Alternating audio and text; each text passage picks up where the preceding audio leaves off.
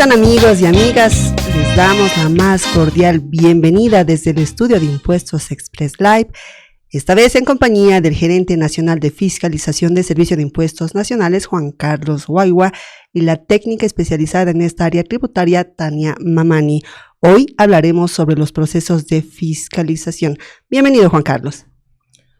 Bueno, buenas tardes, Erika, y buenas tardes a todos los contribuyentes y personas que quieren saber acerca de este tema. Muchas gracias por la invitación. Bienvenida, Tania. Tu saludo al público, por favor. Muy buenas tardes, Erika. Muy buenas tardes a todo el público y contribuyentes. Esperamos en esta tarde poder absorber todas sus dudas. Gracias. Muy bien, damos también la más cordial bienvenida a todo el equipo de comunicación social y relaciones públicas de la Administración Tributaria que hace posible este live. Buenas tardes, Wilson, bienvenido. Gracias, Erika. Muy buenas tardes, Juan Carlos y Tania. Bienvenidos y bienvenidas a Impuestos Express, un live dedicado a aclarar dudas sobre diferentes temas tributarios, un live interactivo. Como ya les anticipamos, hoy hablaremos sobre la fiscalización. Saludamos a todas las personas que se conectan, a todos nuestros seguidores. Denle tapa a la pantalla para llegar a más personas con esta información. Si tienen preguntas, pueden formularlas en el live. Nuestros entrevistados aclararán las dudas que tengan. Muy bien, y con esta antesala aclaramos que la normativa tributaria vigente otorga a la Administración Tributaria las facultades de control, fiscalización y ejecución de la deuda tributaria. En ese marco normativo, Impuestos Nacionales desarrolla procesos de fiscalización propiamente dichos, verificaciones internas, verificaciones externas y fiscalizaciones externas. Pero es oportuno recordar que la Administración Tributaria enfoca su trabajo en la recaudación del tributo correspondiente a los contribuyentes registrados en el Padrón Nacional de Contribuyentes y por tanto hace lo necesario para que dichos contribuyentes cumplan con sus obligaciones tributarias en los plazos establecidos por la normativa tributaria vigente. ¿Es así, Juan Carlos? Sí, justo y precisamente venimos a absolver algunas dudas que se ha visto que algunos contribuyentes tienen en referencia a las fiscalizaciones, a las verificaciones y los procesos que lleva adelante la Administración Tributaria, ¿no?, en el ejercicio de sus facultades. Así que cuando tú quieras podemos comenzar. Muy bien, y vamos a empezar este live preguntando ¿qué es un proceso de fiscalización? Es decir, ¿cómo se hace y qué busca? Adelante. Bien, Erika, es una pregunta importante, ¿no? Primero, decirles que a los contribuyentes que una fiscalización no es más que un control, ¿no? Un control que lleva a cabo la Administración Tributaria respecto a las obligaciones tributarias que tiene un contribuyente, ¿no?, por los impuestos a los cuales se encuentra obligado. Para ponerlo en términos más sencillos, todas las personas, sin distinción alguna, realizan control en sus diferentes actividades, ¿no? Por ejemplo, si nos vamos en términos sencillos a lo que hace una panadería o una pastelería. La persona que se dedica a este tipo de negocios vende pasteles, ¿no? Y tiene un control respecto a las ventas, ¿no? En el día venderá 2, 3, 4, 5, no sé, 10 pasteles. Pero para producir estos pasteles también requiere algunos insumos. Requiere harina, requiere ingredientes, requiere un horno, requiere el alquiler del local, requiere transporte para llevar estos pasteles y obviamente también requiere algunos insumos como por ejemplo las cosas que se utilizan, bueno, no soy un experto en este tema, pero los elementos dulces que se utilizan para hacer una decoración de un pastel o de una torta, ¿no? Claro. Es evidente que esta persona que se dedica a este negocio ejerce un control sobre esto, ¿no? Ejerce un control respecto a lo que vende y respecto a lo que compra, porque ese es un negocio. La actividad económica de él le dice que lo que va a vender tiene que ser resultado de lo que va a comprar. Y en términos tributarios, básicamente lo que hace la Administración Tributaria es que esas ventas que realiza esta persona de los pasteles vayan en concordancia con las compras que ha realizado, ¿no? En el caso de que esta persona tenga 10,000 bolivianos de ventas por los pasteles y tenga 12,000 en compras, de la compulsa de mis ventas y mis compras, voy a determinar si tengo que pagar un impuesto o tengo un crédito fiscal a favor del contribuyente en el caso del impuesto al valor agregado. Entonces, si mis ventas son mayores a mis compras, tengo que pagar un impuesto, ¿no?, que sería el impuesto al valor agregado, el 13%. Y si mis compras son mayores, tengo un crédito que me he generado en el periodo, el cual me sirve para arrastrar y considerar en el siguiente periodo. Entonces, ¿cómo tengo que manejar este tema de las compras y cómo tengo que manejar este tema de las ventas? Es lo que hace la administración tributaria en concordancia con lo que dice la norma, ¿no? En este caso, para el impuesto al valor agregado, la ley 843 en sus artículos 1 a 15, ¿no? Si hago esta compulsa de verificar las ventas y verificar las compras en concordancia con la norma, eso es una fiscalización. Muy bien. ¿Ya? Ahora, Tania, explícanos qué tipos de fiscalización aplica el Servicio de Impuestos Nacionales a los contribuyentes. Sí, Erika. Según normativa legal vigente, en el ámbito tributario tenemos 3 tipos de procesos que ejecuta la Administración Tributaria, que son las verificaciones internas, que es una revisión puntual, es decir, en la orden que se notifica al contribuyente tiene un detalle de facturas u observaciones. Tenemos también lo que es la verificación externa, donde ya es una revisión puntual específica, pero ya abarca ya uno o más impuestos, ¿no? Y tenemos también lo que son las fiscalizaciones, que son fiscalizaciones totales y fiscalizaciones parciales, que se diferencian por el alcance, ¿no? En este caso ya abarca revisiones más grandes, que hace referencia a uno o más impuestos de una o más gestiones que el contribuyente realiza actividades. Muy bien, ¿hay algo más que quieras complementar, Juan Carlos? Sí, claro que sí. En realidad, para ponerlo en términos sencillos, para un contribuyente o una persona que no sea ducto en estos temas, podríamos decir que de los procesos que ha citado Tania, que serían las fiscalizaciones externas, las verificaciones externas y las verificaciones internas, las fiscalizaciones externas son las más grandes, ¿no? Incluyen varios impuestos de una o varias gestiones. Para ponerlo en términos sencillos, una fiscalización externa podría ser, por ejemplo, la revisión del impuesto al valor agregado, el impuesto a las transacciones y el impuesto sobre las utilidades de las empresas por una gestión. La revisión, por ejemplo, de la gestión 2020 y los impuestos IVA y TIV. Eso es una fiscalización externa, ¿ya? En dimensión y en tamaño es la más grande. Luego vienen de menor dimensión, que son las verificaciones externas, ¿no? Una verificación más corta, ¿no? Que no es tan grande. Por ejemplo, una verificación externa podría ser la revisión del crédito fiscal de los periodos enero y febrero del 2021, ¿no? Estamos hablando de 2 periodos fiscales, 2 meses y un solo impuesto. Solamente de esos 2 periodos. Solamente de esos 2 periodos. Muy bien. ¿no?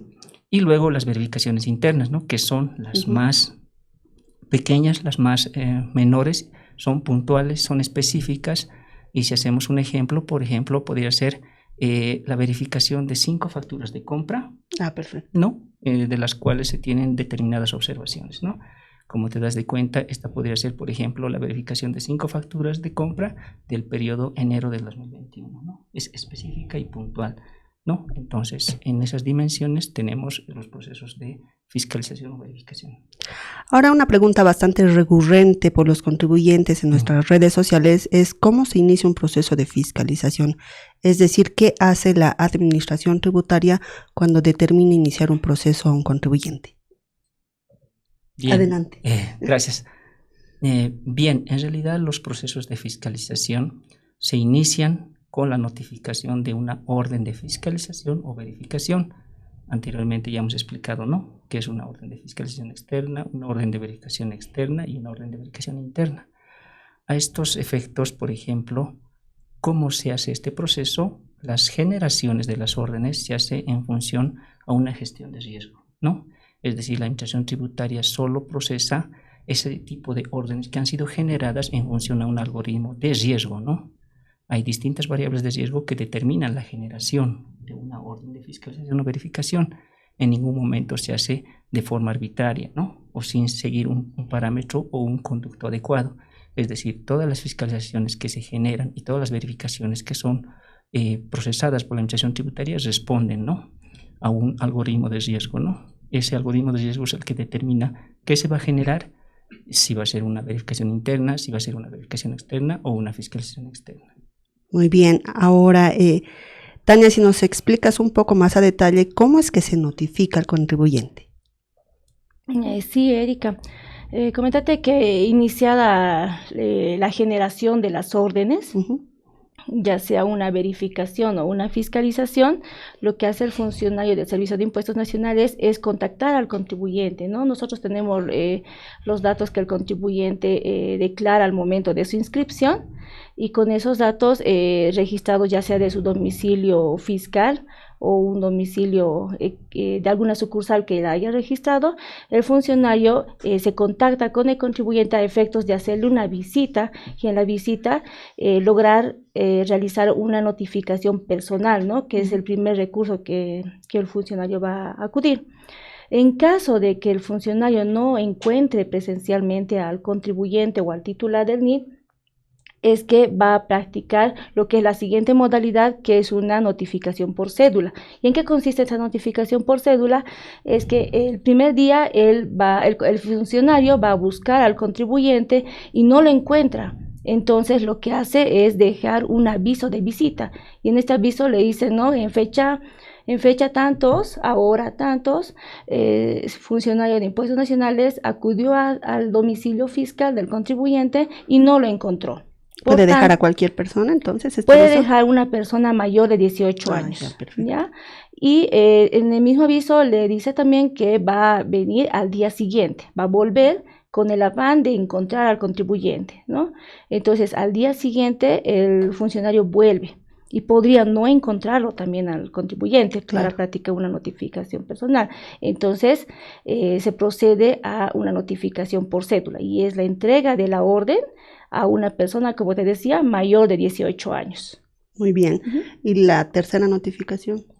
En el caso de no identificar el domicilio fiscal del contribuyente, lo que se practica es una notificación por edicto, ¿no?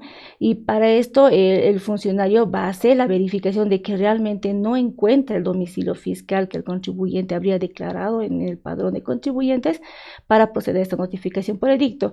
Y esta notificación consiste en hacer una publicación en un medio de prensa de circulación nacional. Entonces, en este aviso, edicto por medio de prensa, lo que hace es dar los datos de qué proceso es el que queremos notificar al contribuyente. Ahora, Juan Carlos, sabemos que ha habido varias denuncias, ya que personas inescrupulosas estarían intentando hacerse pasar por funcionarios de impuestos nacionales. Quiero que expliques a la población, cuando un contribuyente recibe recibe una notificación, en todo caso, ¿qué documentos debe pedir? Bien, tenemos que aclarar antes que, de acuerdo al artículo 83 y siguientes de la ley 843, existen varios tipos de notificaciones, ¿no? Existe en primera instancia la notificación por medios electrónicos, por personal, por cédula y por edicto, que acaba de explicar la licenciada Tania. Sin embargo, para el caso de fiscalizaciones externas y verificaciones externas o internas, se practica necesariamente una notificación personal, por cédula y por edicto. Ahora, ¿cómo no nos podríamos dejar sorprender por una persona que está haciéndose pasar por un funcionario de impuestos, diciendo que está queriendo notificar no solamente una orden de verificación, una orden de fiscalización? También puede ser una autoinicial de sumario, va con un tema de que si no hace esto le voy a cobrar una determinada multa. Lo primero que tenemos que hacer es pedir la identificación de este servidor público, ¿no? Primero tiene que estar con su carnet de identidad, y segundo tiene que estar con su credencial, que lo acredita como funcionario del Servicio de Impuestos Nacionales. En este caso, por ejemplo, todos los servidores públicos contamos con una credencial. Si podemos enfocar, por favor, a la credencial. La cual nos permite identificarnos como servidores públicos del Servicio de Impuestos Nacionales, ¿no?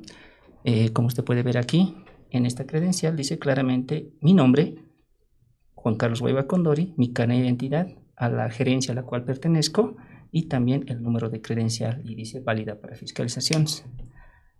Con el carnet de identidad, esta credencial podía solicitarse también un memorándum, ¿no? Siempre y cuando se tenga este documento. Y lo segundo, y más importante, esta credencial puede ser verificada en la página web del Servicio de Impuestos Nacionales. Ustedes entran a la página del Servicio de Impuestos Nacionales y en la opción que dice verificación de fiscalizadores pone el carnet de identidad, y de esa forma va a salir el nombre mío y a la dependencia a la cual me corresponde, digamos, ¿no? En este caso, si soy de La Paz, de Cochabamba, de Santa Cruz, etcétera, ¿no? Entonces, yo pediría mínimamente esos 3 documentos. Si fuese un contribuyente, le diría, por favor, identifíquese con su carnet de identidad, muéstreme su credencial y además de ello lo verificaría porque actualmente todos tenemos acceso a Internet, entiendo, por medio de un celular en el cual podría hacer este tipo de verificación. Y obviamente lo que se recomienda es que no se entregue dinero a estas personas, ¿no? Es decir, la administración tributaria, por todo actuado, le va a dejar un documento en el cual le va a hacer conocer que es sujeto a un proceso de determinación, que sería una fiscalización o una verificación, ¿no? Y aparte, no es inmediato, le va a dar un plazo al contribuyente, ¿no? Por ejemplo, cuando se notifican las fiscalizaciones externas, se le da un plazo de 15 días al contribuyente porque se le pide determinada documentación, ¿no? En el caso de las verificaciones externas también se da un plazo para que el contribuyente presente la documentación y lo propio en el caso de las verificaciones internas. Si nos vamos a documentos más pequeños, por ejemplo, un auto inicial de sumario contravencional, ¿no? Este documento, por ejemplo, le dice al contribuyente que no ha presentado, digamos, ha omitido presentar cierta información, por ejemplo, registro de compras y ventas, ¿no? Sale un auto inicial de sumario contravencional que le dice al contribuyente en términos sencillos: señor contribuyente, usted no ha presentado la información de su registro de compras y ventas del periodo enero del 2024.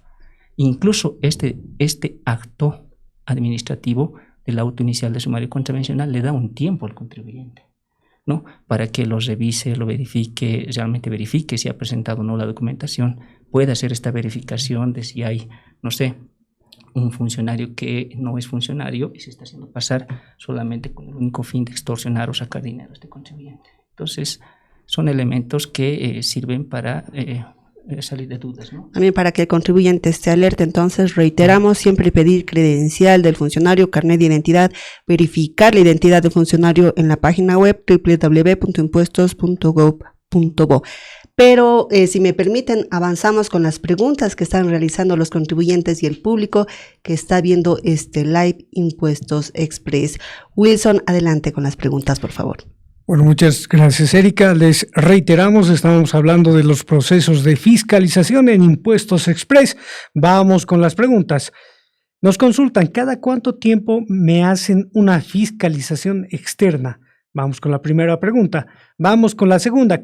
¿Cuánto tiempo demora una fiscalización? Esa es la segunda. Y la tercera, en caso de una fiscalización de varias gestiones, nos consultan sobre los plazos. Bien, voy a responder la primera pregunta, si la he comprendido bien. Se están refiriendo a el accionar de la administración tributaria, ¿no? ¿En qué tiempo la administración tributaria podría procesar o ejecutar una fiscalización externa o una verificación externa o una verificación interna, ¿no? Actualmente, lastimosamente, nos tenemos que remitir al Código Tributario, ¿no? A la Ley 2492, en la cual nos establece el tiempo de prescripción, ¿no? La administración tributaria tiene la facultad y puede ejercer sus facultades de control, verificación, fiscalización, investigación y otras que le da el Código Tributario en el lapso del término de la prescripción, ¿no? Actualmente, bajo la Ley 812 que ha modificado el Código Tributario, este tiempo es de 8 años, ¿no? Así lo establece la norma. Pero es necesario aclarar que la administración tributaria está enfocándose en el proceso de gestiones recientes, ¿no? Es decir, está enfocándose en tratar de hacer este tipo de fiscalizaciones en las gestiones que recientemente ya han concluido, digamos, ¿no? Para esto hacer también que no sea mucha la data en la cual se tenga que verificar, ¿no? Los datos o las obligaciones de los contribuyentes. Vamos con la siguiente pregunta, Tania, si nos puedes ayudar, por favor. Sí, claro. Respecto a la periodicidad de la ejecución de los procesos determinativos, estos primero que van a ser variables de acuerdo al alcance de la verificación o fiscalización que se está iniciando.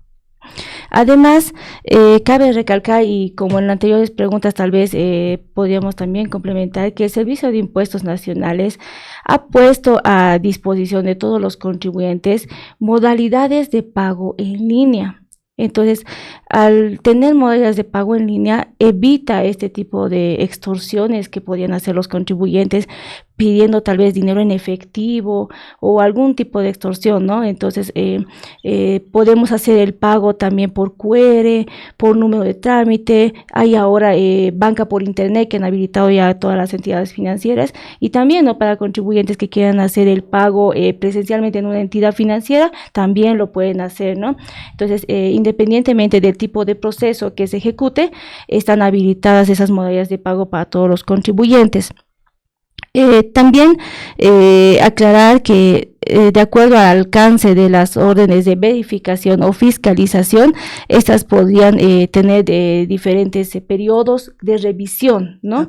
Como decimos, una verificación que es mucho más puntual, podría ser una revisión de un periodo, un impuesto de un contribuyente, que no es igual que hacer una fiscalización, ¿no? Que realmente el alcance que implica la revisión de uno o más impuestos de uno o más periodos implica una revisión más amplia, ¿no? Ahora, Juan Carlos, una pregunta bastante frecuente que he leído sobre todo en nuestras redes sociales es: yo como contribuyente he recibido una notificación de la administración tributaria, ¿qué debo hacer? Bien, lo primero, yo recomendaría, siendo contribuyente, no entrar en pánico, ¿no? Es decir, como ya lo había adelantado, la notificación de una orden de fiscalización o de verificación tiene un tiempo, ¿no? Un tiempo para que el contribuyente pueda presentar la documentación que se está solicitando, porque ante la notificación de una orden de fiscalización o verificación, se le da un tiempo al contribuyente para que presente cierta documentación que también se le pide en el momento, ¿no? Entonces, lo primero, no entrar en pánico. Lo segundo, leer claramente qué es lo que dice la orden, ¿no? ¿Qué impuestos me están verificando? ¿Qué alcance tiene? ¿A qué autoridades tengo que presentar la documentación? En este caso, en la orden de fiscalización o verificación voy a identificar, por ejemplo, el nombre del fiscalizador que está a cargo de esta fiscalización, el nombre del supervisor, y también voy a tener el nombre de las autoridades, el nombre del jefe de departamento y el nombre del gerente distrital o GRACO al cual pertenezco, al cual estoy inscrito, ¿no? Y obviamente con el tiempo que ya me dan, por ejemplo, si me notifican una orden de fiscalización, me van a dar 15 días, ¿no? Y obviamente, en una orden de fiscalización es 15 días. De fiscalización me van a dar 15 días, ¿no? Para que presente la documentación que me están solicitando. Pero si este tiempo es insuficiente para mí, puedo pedir una prórroga, ¿no? La ley establece que puedo pedir una prórroga, ¿no? Nuestra resolución normativa y directorio establece que puedo pedir como prórroga el mismo plazo que me han dado en primera vez. Es decir, si me han dado 15 días, puedo pedir una prórroga de otros 15 días, ¿no? Muy bien. Y obviamente ahí, ya con ese tiempo prudencial, puedo preparar toda la información y documentación que se me está solicitando, ¿no? Y luego yo recomiendo que también se tenga una comunicación con el fiscalizador que está a cargo, ¿no? Para ver cómo anda mi proceso, ¿no? Y no dejarlo, digamos, un poco a terceras personas, ¿no? Es decir, como contribuyente a veces trato de confiar en una u otra persona, pero a veces no es muy recomendable poner todo en el asunto. Claro, el contribuyente tiene que estar al tanto de cómo va su proceso, y en el caso de solicitar prórroga tiene que ser por escrito. Por supuesto, actualmente la Administración Tributaria ha puesto dos modalidades para solicitar prórroga, ¿no? Por una notificación de una orden de fiscalización o verificación. La primera es la normal, es decir, yo hago mi nota, hago referencia a que se me ha notificado una orden de fiscalización y solicito la prórroga correspondiente, ¿no? Obviamente podría solicitarlo por unos días, pero la norma me establece que tengo 15 días, como Administración Tributaria puedo dar solamente 15 días. Luego tenemos una opción en el sistema SIAT, y esta prórroga también podría solicitarse en línea, ¿no? Es decir, yo contribuyente puedo ingresar a la opción del SIAT en línea y solicitar esta prórroga, ¿no? Y obviamente por conducto de sistemas, es decir, en línea también se me va a responder, ¿no? Y obviamente se me va a mandar la respuesta de si ha sido aceptada o no esta prórroga en línea, ¿no? Se va a llegar a mi buzón tributario un documento que se llama una providencia, en la cual me van a decir si ha sido aceptada o no mi solicitud de prórroga y el número de días. Ahora, Tania, cuéntanos por favor, ¿cuándo se inicia y por qué motivos se realiza una fiscalización tributaria? Sí, el Servicio de Impuestos Nacionales tiene un área específica que se dedica a hacer cruces de información, ¿no? De verificar primero el cumplimiento de las obligaciones de los contribuyentes y de acuerdo a las observaciones que el sistema identifique es que se hace un análisis más, ¿no? O una inteligencia fiscal para verificar ciertos impuestos o ciertas características de alguna actividad. Entonces, de acuerdo a esos cruces de información y a la evaluación de los técnicos del Servicio de Impuestos Nacionales es que se determina si se generan órdenes o no se generan, ¿no? O se podría generar también una verificación o una fiscalización en todo caso. Muy bien. ¿Algo más que quieras complementar, Juan Carlos? Sí, justo con lo que decía la licenciada Tania, es decir, la generación responde actualmente a una gestión de riesgos, ¿no? Es decir, los cruces de información, el análisis de las variables, los métodos que se utilizan responden a criterios de riesgo, ¿no? Es por eso que decía que la administración tributaria no genera, ¿no?, de forma discrecional, vamos a hacer fiscalización a tal contribuyente o a este otro sector, no, ¿no? Todas las generaciones de este tipo de procesos responden a una gestión de riesgos, es decir, de forma aleatoria y en función al riesgo que representa el análisis que se ha realizado, ¿no? Y eso pues es de forma aleatoria, ¿no? En función al riesgo podría pues salir a quien tiene más riesgo, ¿no? Muy bien, sabemos que los contribuyentes están dando tap a la pantalla y tienen más preguntas para aclarar. Wilson, por favor, continúa con las preguntas que están realizando al vivo las personas que nos están viendo. Claro que sí, Erika, Juan Carlos, Tania. Nuevamente les recordamos que estamos en este momento hablando sobre los procesos de fiscalización en Impuestos Express. Vamos con las consultas. ¿Qué documentos solicita el SIN en una fisca? Es la primera pregunta. Y la segunda, ¿un recibo puede ser considerado como medio fehaciente de pago? Ya, bien. Si me permiten, voy a responder la pregunta. ¿Qué documentación se solicita, por ejemplo, en una fiscalización externa? Generalmente, las fiscalizaciones externas, como ya lo había mencionado, son las más grandes, ¿no? Son las más completas y, por tanto, al ser de una gestión y comprender mínimamente los 3 impuestos que serían IVA, IT e IUE, se pide toda la documentación que acredita los ingresos y los gastos, ¿no? Estamos hablando de facturas de ventas, los respectivos comprobantes que respaldan estas facturas, los mayores, y lo mismo en el caso de compras, las facturas de compras, los comprobantes, los mayores. Hablamos también de documentación de respaldo, ¿no?, que respalde estas transacciones. Podrían ser contratos que se firman con los clientes, contratos que se firman con los proveedores. Pedimos también estados financieros, en este caso podrían ser también de la misma gestión que se está fiscalizando o de la gestión anterior, porque hay algunos gastos que pasan de gestión, ¿no?, a otra. También se puede pedir registros auxiliares, ¿no?, contables, ¿no? Por ejemplo, podríamos pedir algunos registros que tienen específicamente algunas actividades, ¿no? Por ejemplo, en el caso de la compra y venta de moneda extranjera, llevan un registro especial, ¿no?, de los tipos de cambio que hacen por cada transacción en la cual vienen, claro, ¿no? Entonces, factura, dependiendo, ¿no?, de la actividad y dependiendo de el contribuyente, podría variar, digamos, la documentación que se pide, ¿no? Pero generalmente, si estamos hablando del IUE, vamos a ir a los estados financieros y toda la documentación que respalda la elaboración de estos estados financieros, ¿no? Tendríamos que ir un poco más allá, digamos, si el contribuyente es más grande, ¿no?, es un contribuyente GRACO o un contribuyente PRICO, tal vez tenga un tema de operaciones internacionales, ¿no? Es decir, tal vez tenga operaciones con el exterior, ya sea de ventas o de compras, o tal vez de importaciones o de exportaciones. En ese caso pediríamos, por ejemplo, no sé, si tiene operaciones con el exterior y estas están vinculadas, eso significa que estoy haciendo operaciones con mi casa matriz o una sucursal que está en el exterior del mismo grupo, podríamos estar hablando de un tema internacional. Entonces tendríamos que entrar a un tema de precios de transferencia, viendo las operaciones, tal vez un tema de convenios de doble imposición. Es decir, es variada la documentación que se puede pedir, va a depender mucho de qué tipo de contribuyente estamos hablando y qué actividades realiza y qué operaciones ha tenido. Muy bien, ¿algo más que deseas complementar, Tania? Sí, respecto a los respaldos, ¿no? Porque como dice Juan Carlos, cada transacción tiene un respaldo, ¿no? Y lo que pide básicamente la administración tributaria es el respaldo de ese pago, ¿no?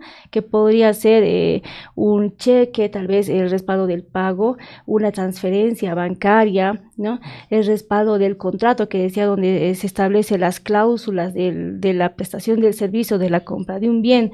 Entonces, lo que básicamente pide la administración tributaria es el respaldo de esos pagos, ¿no? En cuestión de gastos y de igual manera el respaldo de los ingresos percibidos. Si me permites aclarar algo más. Claro que sí. En el caso de, por ejemplo, los medios fehacientes de pago, la ley establece claramente qué es lo que tiene que tener un medio fehaciente de pago, ¿no? Las operaciones que estén iguales o superiores a 50.000 bolivianos sí tienen que tener un medio fehaciente de pago. Y un medio fehaciente de pago se entiende básicamente un documento emitido por una entidad de intermediación financiera, un banco, una cooperativa, una mutual, etcétera, ¿no? Estamos hablando que un medio fehaciente de pago puede ser un cheque, puede ser una transferencia, puede ser una carta de crédito, ¿no? Y ese tipo de documentos que emite una entidad de intermediación financiera hace un medio fehaciente de pago. Dicho de otra forma, si yo tengo una compra, no sé, soy una empresa constructora y tengo una compra de 100 bolsas de cemento. Estas 100 bolsas de cemento me han costado 70.000 bolivianos, ¿no? Entonces, para esta compra, yo debo haberla efectuado a través de una entidad de intermediación financiera, ¿no? Es decir, que para esta compra yo he pagado con un cheque o con una transferencia de mi cuenta o otro documento que me permita hacer la transacción. Eso, además de la factura, Además tienes de la que factura. mostrar el medio por el cual has realizado el pago, ya sea cheque, transferencia bancaria, QR, demás. Por supuesto, porque si no lo hago de esa forma, esa compra primero no va a ser reconocida para los efectos de crédito fiscal y tampoco va a ser reconocida para gasto, ¿no? En ese aspecto la norma es clara. Todas las compras, ¿no? Y todos los gastos por encima de 50.000 bolivianos tienen que estar respaldadas por medios fehacientes. Tienen que ser bancarizados, en otras palabras. Generalmente se conoce con el término de bancarización y también la información que se envía a la administración tributaria, ¿no? Pero en el fondo estamos hablando de eso, ¿no? De que tiene que tener un medio fehaciente de pago y eso es un documento emitido por una de estas entidades. Ahora esto pasaba sobre todo con las facturas manuales, ¿no? Pero ahora que hemos avanzado a la era de la facturación electrónica, ya no es necesario que el contribuyente guarde estas facturas porque ya están en el sistema. Sí, justo precisamente es un tema bien importante, ¿no? El tema de las facturas manuales. Como ustedes saben, la Administración Tributaria ha impulsado con la Resolución Normativa 11 del 2021 el sistema de facturación en línea, ¿no? Actualmente tenemos 3 modalidades en línea. La primera, electrónica en línea, computarizada en línea y la portal web en línea, ¿no? ¿Por qué se ha hecho esto, no? Porque la facturación manual, ¿no? La que generalmente todos conocen y conocían, es la que trae muchos problemas, ¿no? La facturación manual primero es fácil de clonación, ¿no? Por ejemplo, si alguien tiene una factura manual, esta puede ser fácilmente reproducida, ¿no? Por los medios digitales que se tienen, puede ser impresa y puede ser vendida, ¿no? Claro. Y esa factura no tiene ningún respaldo, porque no ha habido una transacción de por medio, no ha habido una compra de por medio, ¿no? Esa factura ha sido, no sé, comercializada, ¿no? Como tenemos actualmente el tema de la comercialización de facturas. Es fácilmente clonable, primero, es fácilmente reproducida. Lo segundo, las facturas manuales presentan muchos errores y muchas inconsistencias, ¿no? Porque estas primero tienen que ser transcritas en el registro de compras y ventas. Transcritas a mano, además. Transcritas a mano, y en el momento de la transcripción puede haber un error de transcripción, de ¿no? Taipeo. De Taipeo, etcétera, etcétera, ¿no? Entonces, con la facturación manual, en realidad, tienen muchos problemas para el contribuyente, ¿no? Y para la administración tributaria representa un riesgo, digamos, ¿no? En mayor o menor medida, la administración tributaria va a detectar si hay inconsistencias en las facturas manuales. Es por eso que tampoco se ha, digamos, entrado a un tema de no entrar a la facturación manual. La facturación manual existe, pero Si un contribuyente tiene un movimiento ya considerable, significativo en cuanto a ventas y compras, sería recomendable que migre a una facturación en línea, porque la facturación en línea presenta muchos beneficios, ¿no? Primero, la facturación en línea, no puede haber una factura clonada en línea. ¿Por qué? Claro. Porque la facturación en línea es en línea. En el momento de la emisión, los datos de emisión ya se encuentran en la base de datos de la Administración Tributaria. El número por el cual se genera, que se conoce como CUF, no puede ser reproducido, ¿no? Es único para esa factura en línea. Lo segundo, en el momento de la emisión, los datos de emisión ya se encuentran en la base de datos de la Administración Tributaria. Por tanto, no tenemos que transcribirlas, ¿no? Imagínese un mundo ideal de un contribuyente donde tenga una facturación en línea para sus ventas y también todos sus proveedores le emitan una factura en línea. Entonces, ¿qué es lo que va a hacer este contribuyente? Ya ni siquiera va a tener los originales porque la norma porque no le todo exige. ya está en línea. Claro, los siglos de los lo que siglos va a hacer está es ahí. confirmar sus compras y rápidamente va a tener su declaración jurada sugerida y por tanto va a poder hacer su declaración jurada en el caso del IVA, digamos, ¿no? Considerando ventas y compras. Entonces, la facturación en línea sí da un impulso, ¿no? La facturación en línea junto con el registro de compras y ventas que se ha impulsado por parte de la Administración Tributaria es un beneficio para el contribuyente, ¿no? Yo me acuerdo antes, por ejemplo, en el tema del sistema anterior que teníamos al registro de compras y ventas que tenemos, se llamaba el libro de compras y ventas, ¿no? Y era a través de varios módulos, ¿no? Entre ellos el Da Vinci. Los contribuyentes nos llegaban notas a nosotros donde el contribuyente pedía, por ejemplo, su información de sus ventas y compras, no sé, del periodo febrero del 2018. Y nosotros decíamos, pero ¿por qué nos está pidiendo una información que es el del mismo propio contribuyente ha claro, emitido en su momento? ¿no? Y claro. nosotros decíamos, pero ¿qué ha pasado? ¿No? Y ahí le llamábamos y nos decía, no, es que miren, lo manejaba tal persona y ahora esta persona no se encuentra o no encuentro la información, la documentación, pero ahora con el registro de compras y ventas, esa información está en un servidor de la Administración Tributaria. Puede acceder la Administración Tributaria, pero también el contribuyente. En el momento que el momento que él desee, puede bajar qué compras y qué ventas ha declarado en tal periodo, en tal gestión, etcétera, ¿no? Es decir, es un beneficio para el contribuyente. El registro de compras y ventas alerta de algunas facturas, ¿no?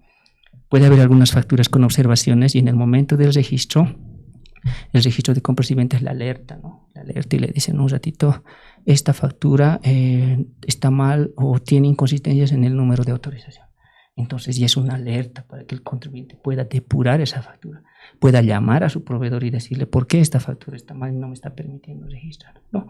Entonces son varios beneficios que se ponen a través de los sistemas que pone a disposición de los contribuyentes al Servicio de Impuestos Nacionales. Qué importante lo que decías, que con la facturación electrónica, justo hoy el contribuyente tiene más herramientas y más seguridad de defensa, digamos, ante un proceso de fiscalización de impuestos nacionales y la seguridad que su transacción está registrada en línea y no tiene que buscar un documento, sino directamente lo puede consultar el momento que veas.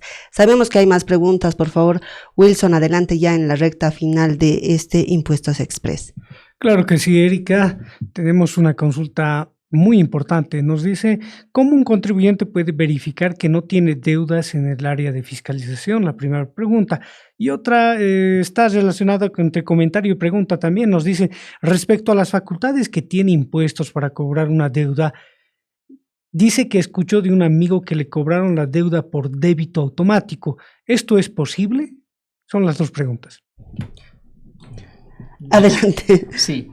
Si la licenciada Tania puede responder Sí. el tema de las deudas para que yo pueda responder. Claro el que tema de sí. las facultades. Claro que sí.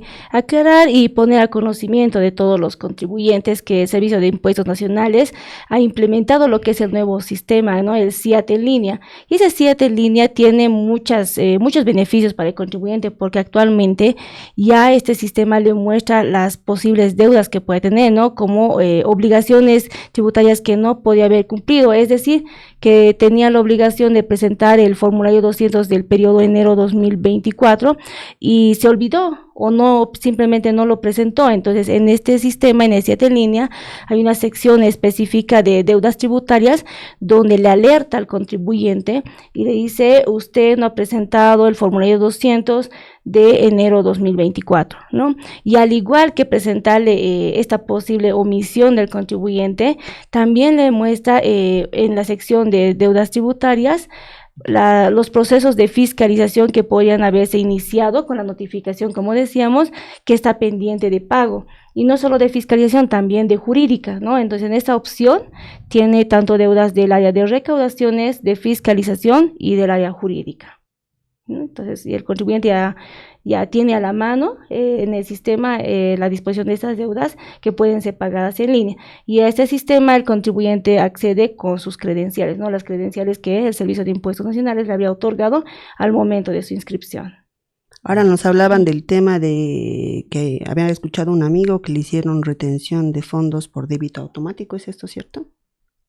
Por supuesto que no, ¿no? En realidad es un poco preocupante la forma, digamos, como algunas personas tratan de tergiversar, digamos, ¿no? Algunas situaciones que suceden, ¿no? Me gustaría explicar primero el proceso de fiscalización desde Claro el que sí. inicio hasta el fin, que sería la emisión de una vista de cargo. Bien, en un proceso de fiscalización se inicia con la notificación de la orden de fiscalización, ¿no? Se pide documentación, se verifica esta documentación que vaya conforme a norma tributaria y al finalizar la fiscalización se emite un documento, ¿no? Que se llama vista de cargo. La vista de cargo obviamente contiene todos los cargos por los cuales se le dice al contribuyente que no se han cumplido con ciertas obligaciones tributarias, ¿no?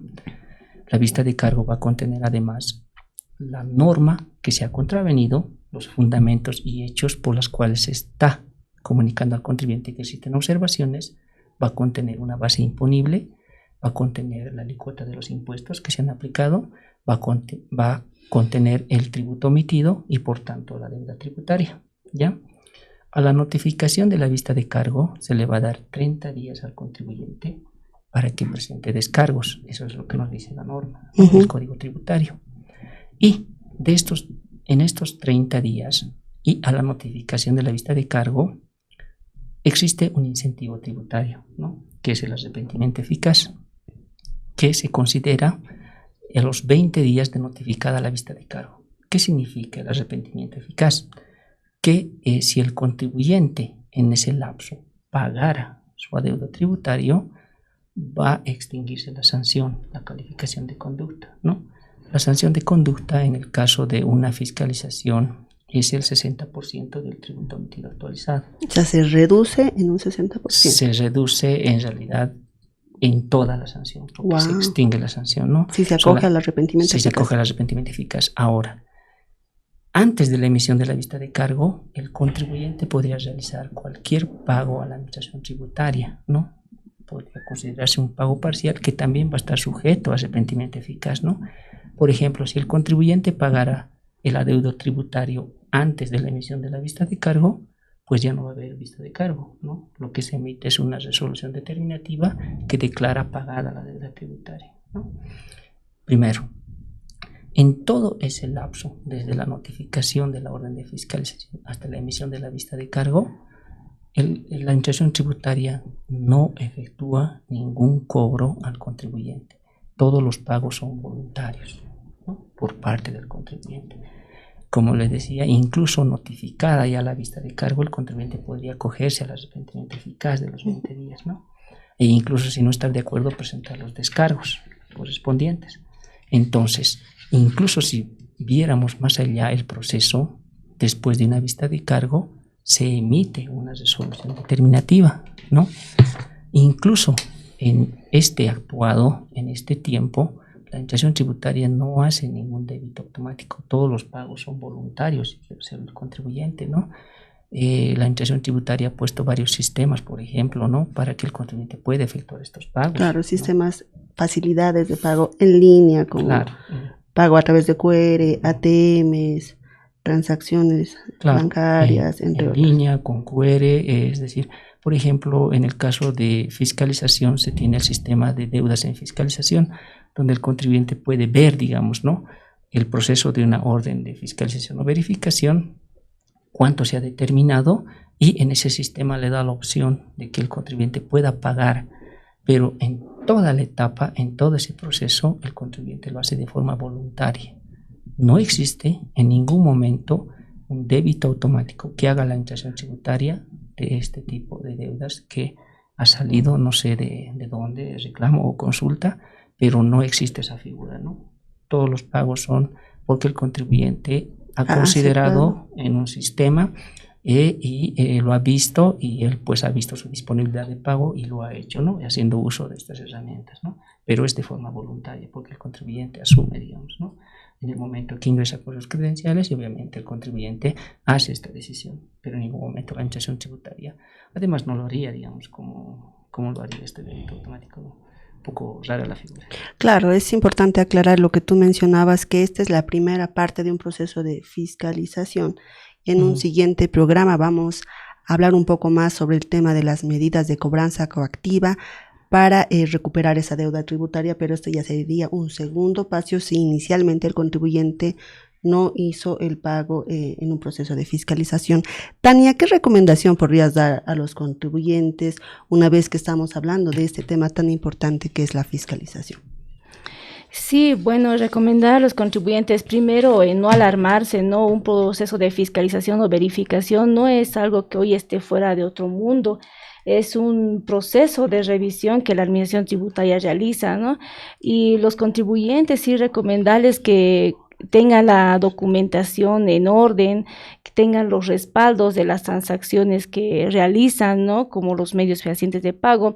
No hay transacción más segura, pienso yo, que la que se realiza a través de una transacción bancaria, ¿no?, el pago a través de una entidad financiera en línea. Entonces, eso como recomendación a efectos de que cuando llegue un proceso de verificación o fiscalización, el contribuyente cuente con toda la información que respalde cada transacción que ha realizado.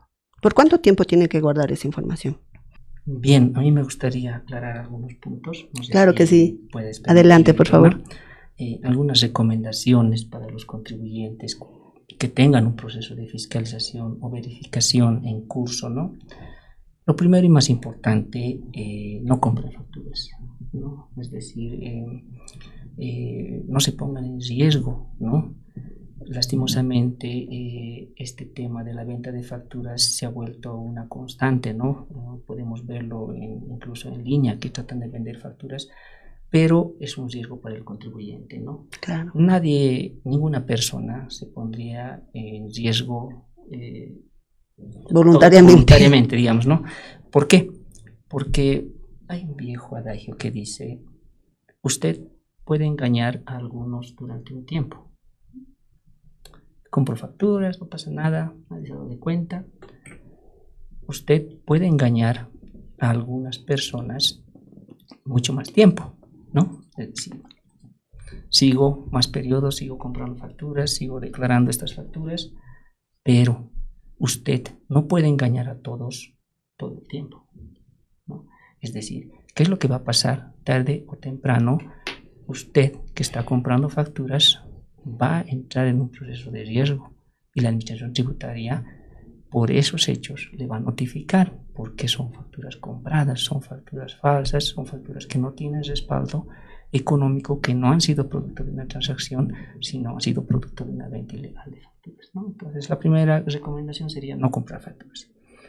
La segunda, se han visto casos en los cuales los contribuyentes dicen: han declarado en mi negocio 1 millón de ventas, pero yo no he tenido ese millón, yo solamente he vendido 20,000, ¿no?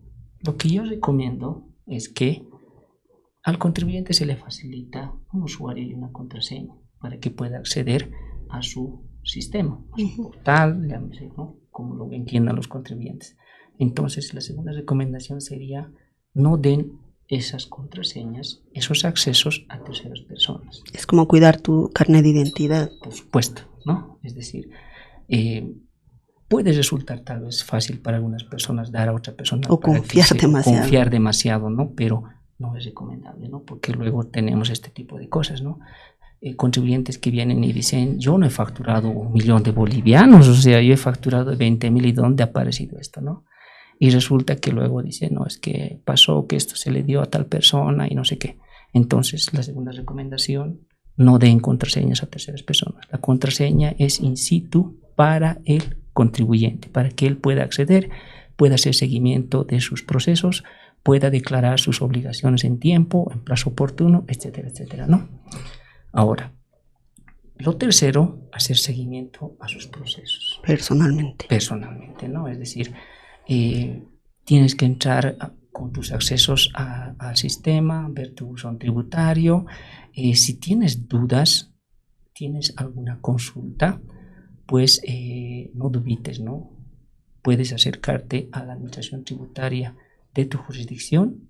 Si no es así, y tú eres, por ejemplo, un contribuyente que está inscrito en la gerencia digital La Paz 1, pero te encuentras en Cochabamba, puedes ir a la gerencia digital Cochabamba y hacer tu consulta. Independientemente de dónde estés registrado. Independientemente de dónde te encuentres, ¿no? En las plataformas de todo el país. Si no puedes hacerlo de forma personal, existe el teléfono. La línea gratuita, la 810-3444. Precisamente, o también puedes escribir un correo a la administración tributaria, es decir, mucho más si tienes un proceso de fiscalización o verificación, ¿no? Ve, conversa con el funcionario, ve cómo está tu proceso, no hables solamente con él, habla con el supervisor y el jefe de departamento, si es que tú consideras que tienen que escucharte, tienes que explicar algunas cosas, la administración tributaria está presta para eso, ¿no? Es decir, para valorar la documentación o información que tú puedas proporcionar para que se haga una correcta verificación, ¿no? Dentro del marco de la norma, que es lo que nosotros velamos como servidores públicos de la administración tributaria. Y las puertas de la administración tributaria están abiertas por si tienes una consulta, tienes una duda o quieres saber de un tema específico. Hay algunos sectores, por ejemplo, que, tienen algunas dudas respecto a sus obligaciones, pueden mandar una nota y solicitar, por ejemplo, capacitación. La administración tributaria tiene un departamento específico que va a dotar esta capacitación específica. De manera totalmente gratuita. ¿No? Por ejemplo, los contribuyentes que son obligados, por ejemplo, al impuesto a los consumos específicos, podrían pedir ese tipo de capacitación. Yo soy dependiente de una empresa privada y quiero una capacitación respecto al RCI y mis obligaciones, ¿no? Puedo hacerlo de forma individual, puedo hacerlo por sector, entonces puedo hacer, ¿no?, ese tipo de solicitudes. Y en el caso de capacitaciones, consultas, aclaración de dudas, la administración tributaria siempre está presta, ¿no?, a este tipo de solicitudes. Tania nos llega una pregunta a través del TikTok y es, no me quieren dar factura, ¿qué debo hacer?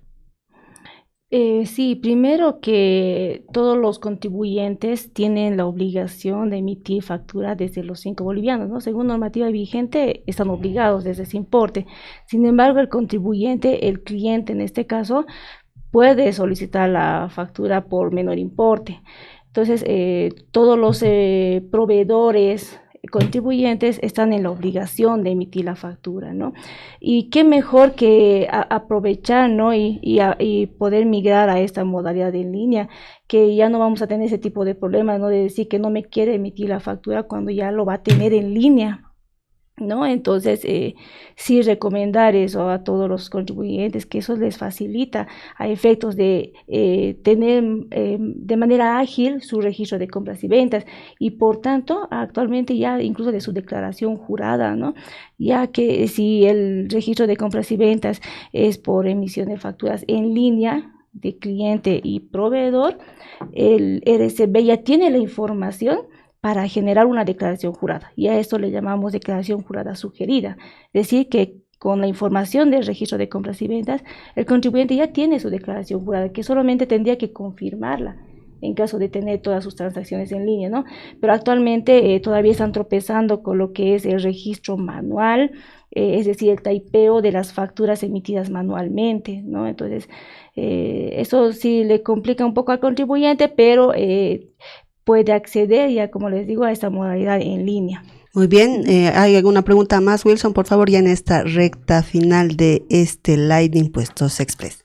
Claro que sí. Vamos con una consulta también y que va a facilitar el cumplimiento de obligaciones tributarias. ¿Cuánto tiempo dura un trámite de una rectificatoria? Nos preguntan. Y la otra consulta es el proceso de la notificación electrónica, ¿cómo se realiza? Ya bien, si me permiten en el tema de una rectificatoria, y no sé si la licenciada puede responder la segunda pregunta.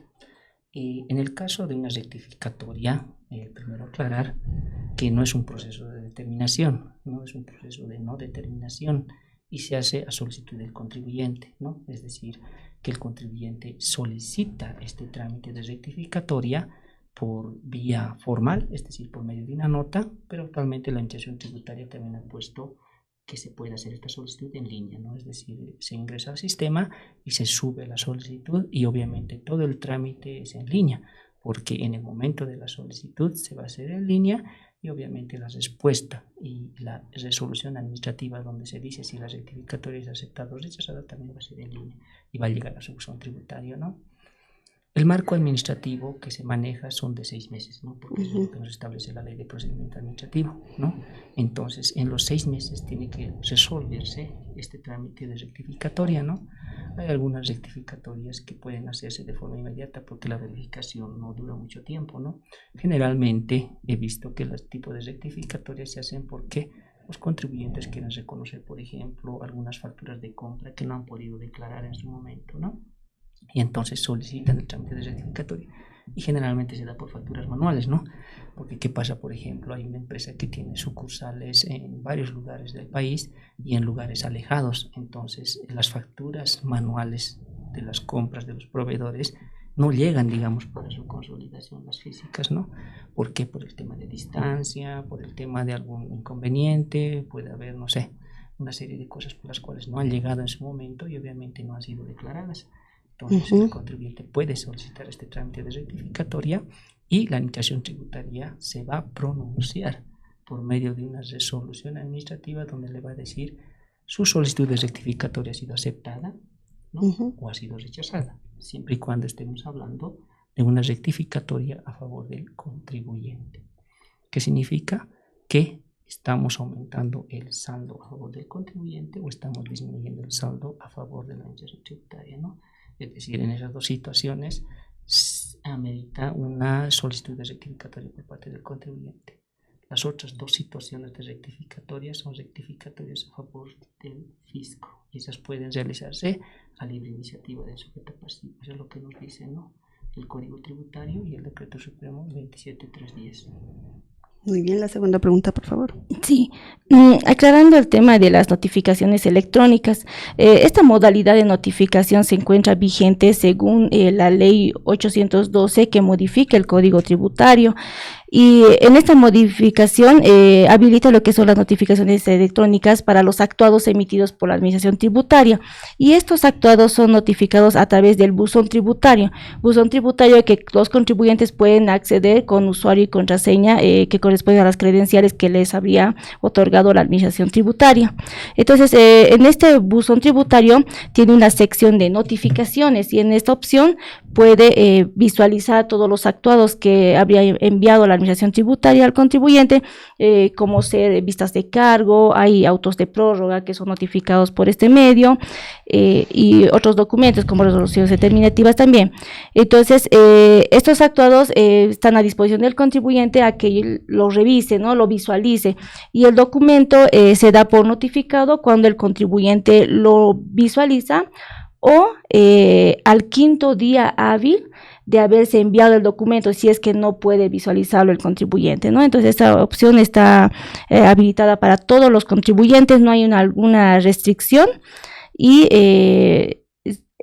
bueno, sí estamos impulsando también lo que es la notificación electrónica, ¿no? Podemos encontrar tutoriales o algunas guías también en la página de impuestos. Muy bien, Juan Carlos. Para finalizar, ¿qué debe hacer el contribuyente justamente cuando ya ha concluido su proceso de fiscalización? Bien, primero asumiremos que ha pagado el adeudo tributario, ¿no? Bien, se ha determinado una deuda, ¿no? Se ha determinado un adeudo, el contribuyente ha procedido a conformar, eso significa que ha pagado su fiscalización. lo que va a hacer la Administración Tributaria es emitir un documento que se llama resolución determinativa, ¿no? La resolución determinativa va a establecer todos los hechos, actos y lo que ha llevado a cabo la Administración Tributaria desde el momento de la notificación de la orden, el proceso de verificación, la valoración que se ha hecho, las observaciones, el pago del contribuyente, el detalle de las boletas de pago y obviamente en el apartado de resuelve de la resolución determinativa va a decir que se declara pagada la deuda tributaria por ese impuesto y periodos fiscales específicos. Y obviamente ese documento debidamente notificado, ese sí puede notificarse por medios electrónicos, persona, cédula, dígito, etcétera. Ese documento es el que va a dar fin al proceso de fiscalización, ¿no?